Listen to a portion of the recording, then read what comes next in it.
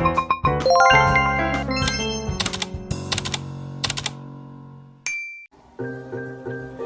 guys, Assalamualaikum warahmatullahi wabarakatuh. Perkenalkan, nama saya Dian Febiola, NIM 211547139. Di sini saya dari tingkat 1 reguler 1 D3 Prodi Kebidanan Metro Poltekkes Tanjung Karang. Di sini saya akan memenuhi tugas psikologi perkembangan. Saya mengambil tema psikologi perkembangan anak pada usia dini. Sebelum kita lanjut ke materi, alhamdulillah ya guys, kita masih diberi kesehatan sehingga kita bisa berjumpa lagi di bulan Ramadan tahun ini. Nah, gimana nih teman-teman, puasanya lancar nggak?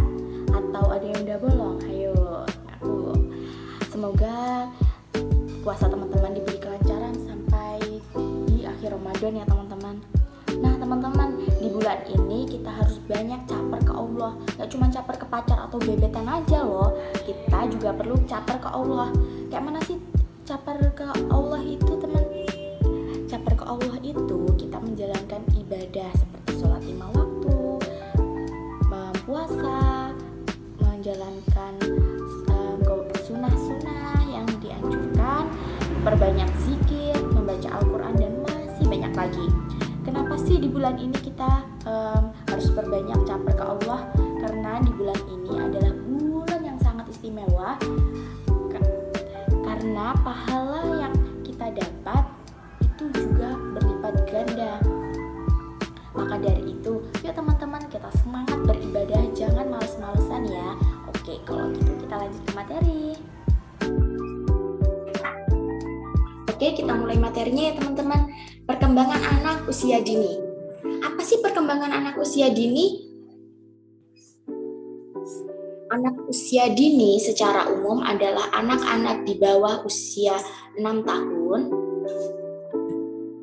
Pemerintah melalui Undang-Undang Sisdiknas mendefinisikan anak usia dini adalah anak dengan rentang usia 0 sampai 6 tahun. Somiarti Padmono Dewa mengutip pendapat tentang anak usia dini menurut Bigseller dan Snowman, yang dimaksud anak prasekolah adalah mereka yang berusia antara 3 sampai 6 tahun. Dari definisi, penelitian menyimpulkan bahwa anak usia dini adalah anak yang berusia 0 sampai 6 tahun yang sedang dalam tahap pertumbuhan dan perkembangan, baik fisik maupun mental. Proses tumbuh kembang yang dialami setiap anak akan berlangsung unik. Hal ini karena setiap organ di tubuh si kecil memiliki pola pertumbuhan yang berbeda dengan kecepatan yang bervariasi.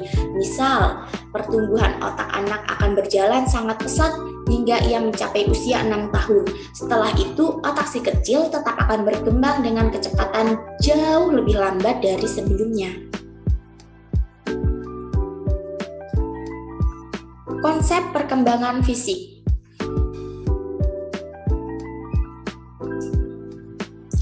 Perkembangan fisik merupakan hal yang menjadi dasar bagi kemajuan perkembangan berikutnya. Ketika fisik anak berkembang dengan baik, maka anak dapat berkembang kemampuan fisiknya dengan tanpa bantuan orang lain. Perkembangan fisik ini ditandai dengan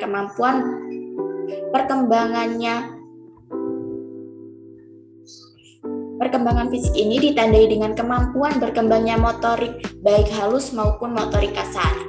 Apa sih motorik kasar? Menurut Beauty, kemampuan motorik kasar dimiliki oleh seorang anak usia dini yang berada pada rentang usia 4 sampai 6 tahun. Kompetensi tersebut terbagi menjadi 4 aspek, yaitu ada berjalan atau walking, dengan indikator berjalan naik turun tangga dengan menggunakan kedua kaki, berjalan pada garis lurus, dan berdiri dengan satu kaki. Yang kedua ada berlari atau running dengan indikator menunjukkan kekuatan atau kecepatan berlari.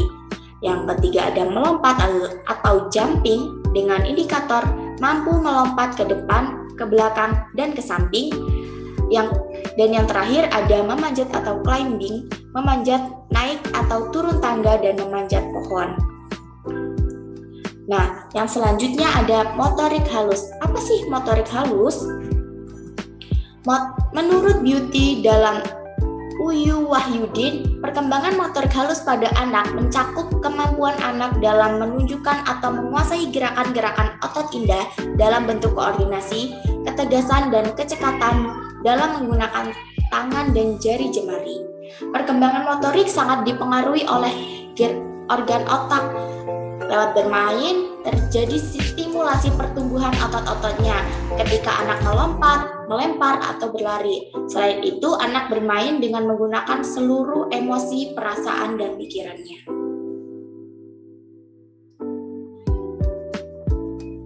Apa sih tujuan pengembangan motorik halus pada anak usia dini? Kita simak ya teman-teman. Yang pertama, sebagai alat untuk pengembangan keterampilan gerak kedua tangan. Yang kedua ada anak dapat membuat sesuatu karya yang asli dari anak tersebut. Yang ketiga ada sebagai alat untuk pengembangan antara koordinasi kecepatan tangan atau mata. Dan yang terakhir, untuk menyeimbangkan penglihatan pada seorang guru memperagakan alat peraganya dalam pengembangan motorik halusnya. Nah, ini adalah contoh dari motorik halus ya motorik halus ya teman-teman. Ada seperti menulis, melihat gambar. Di sini adik saya minta tolong untuk menulis angka 1 atau garis, dan yang selanjutnya saya minta untuk saya perkenalkan nama-nama hewan dan saya ulangi untuk menyebutkan nama hewan apa yang saya tunjuk.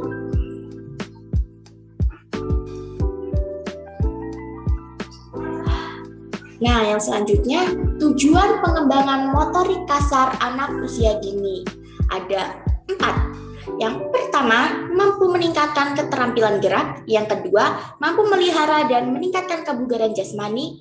Yang ketiga, mampu menanamkan sikap percaya diri. Dan yang terakhir, mampu bekerja sama. Nah, ini adalah contoh dari motorik kasar. Contoh di gambar ini anak-anak sedang bermain seperti pistol-pistolan dan main skala ekskavator. Nah, itu. Ini adalah contoh dari motorik kasar. Yang selanjutnya, faktor-faktor yang mempengaruhi tinggi rendahnya kualitas perkembangan anak ditentukan oleh apa saja ya? Yang pertama, ada faktor internal. Apa sih faktor internal? Faktor internal adalah faktor yang berasal dari individu itu sendiri yang meliputi pembawaan, potensi, psikologis, semangat belajar, serta kemampuan khusus. Yang kedua ada faktor eksternal, adalah faktor yang berasal dari lingkungan luar dari anak, baik yang berupa pengalaman teman sebaya, kesehatan, dan lingkungan.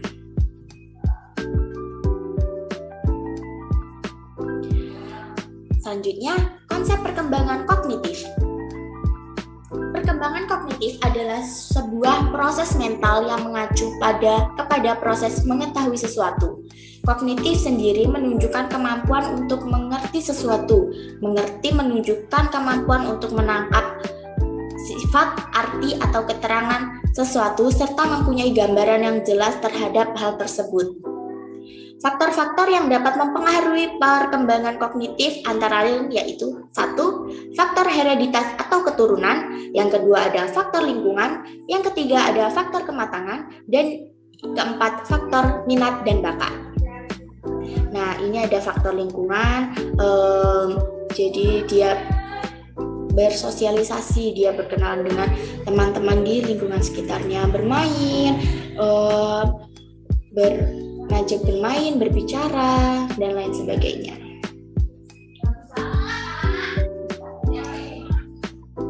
Ada 4 tahap perkembangan kognitif pada anak.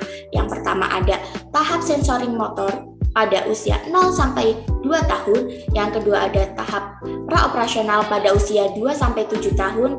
Yang ketiga ada tahap operasional atau tahap operasional konkret pada usia 7 sampai 11 tahun, dan yang keempat ada tahap operasional formal pada usia 11 sampai 15 tahun.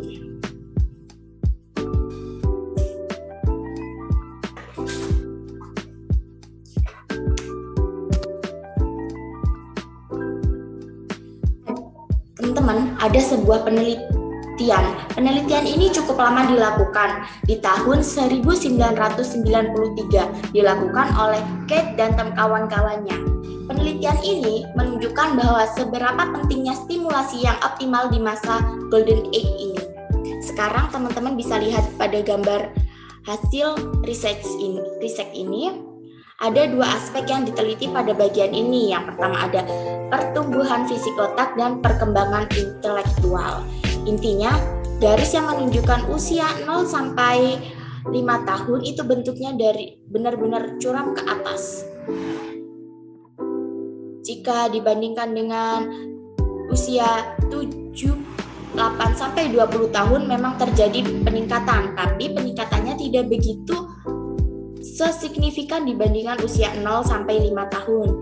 Itulah mengapa pada masa Golden Age kita penting banget memberikan stimulasi seoptimal mungkin pada anak usia dini.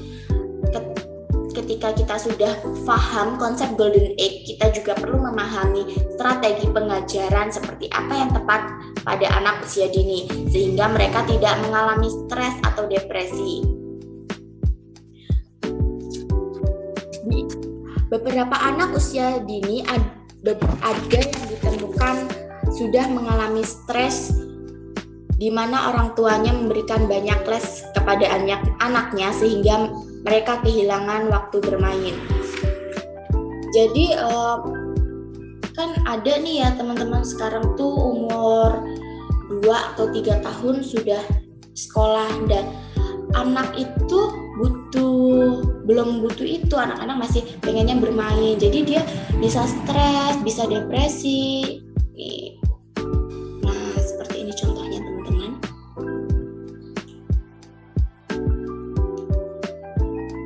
Nah, ini di berita ada pelajaran kaliistum sejak PAUD bikin anak jadi stres, dan ada viral masuk SD terlalu dini hingga depresi dan gampang burnout saat gede.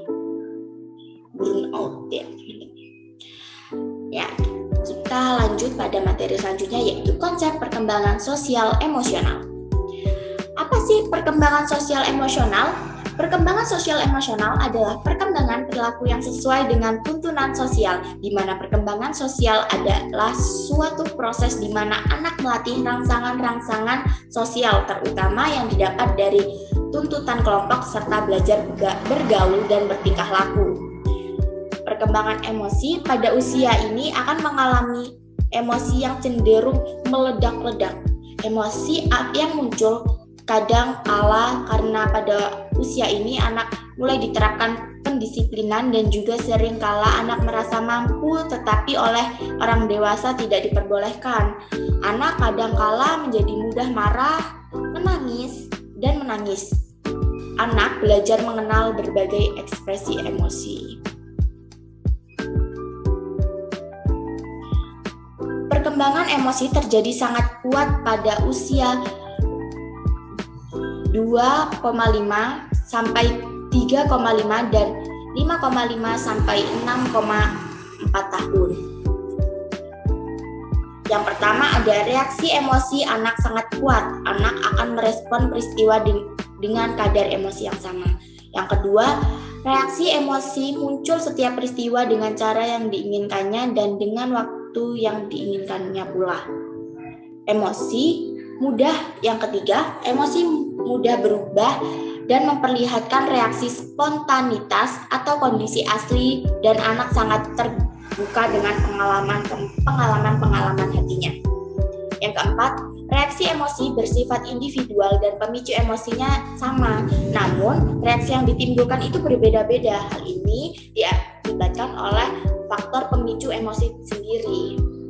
Yang kelima, keadaan emosi anak dikendalikan dengan gejala tingkah laku yang ditampilkan, dan anak sulit mengungkapkan emosi secara verbal, dan emosi mudah dikenali melalui tingkah laku yang ditunjukkan.